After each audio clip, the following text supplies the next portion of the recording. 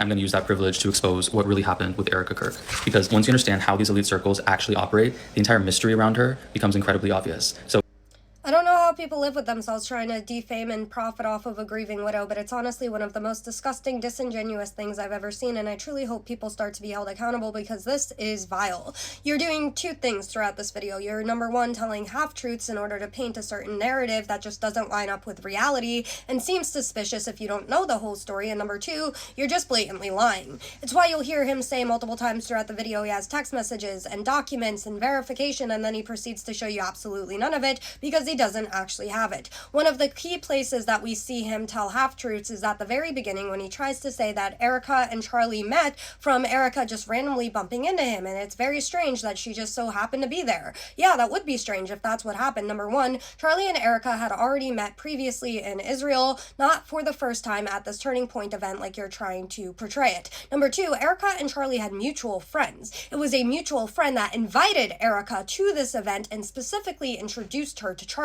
She didn't just randomly bump into him like you're trying to say. The next thing that you're just blatantly once again lying about and telling half-truths about is Charlie's views on Israel. Now, Charlie was upset with the Zionist community, which he told one of his friends in confidence, and unfortunately those text messages got leaked because people don't respect privacy anymore. But he never turned his back on the Israel cause. That is a big difference. Charlie defended Israel just a day before he died and talked about how anti-Semitism was actually a cancer to American society and that he hoped Israel won the war. One of his very last podcast guests was literally Ben Shapiro, so once again, you're lying. He was upset with the community and wanted to take a break because he didn't like the personal attacks after he had a falling out with a donor. That is very different than the narrative you're trying to push. You're also trying to say that Charlie and Erica's marriage was falling apart, and your evidence for this is, I'm sorry, what? You're trying to say he didn't even say goodbye to her on the day that he left, and then once again, your evidence for this is what? Oh, that's right, you don't have any, just like you don't have a spine. This is wrong. And then in your follow-up video, you're trying to demonize Erica Kirk because she wanted a change of clothes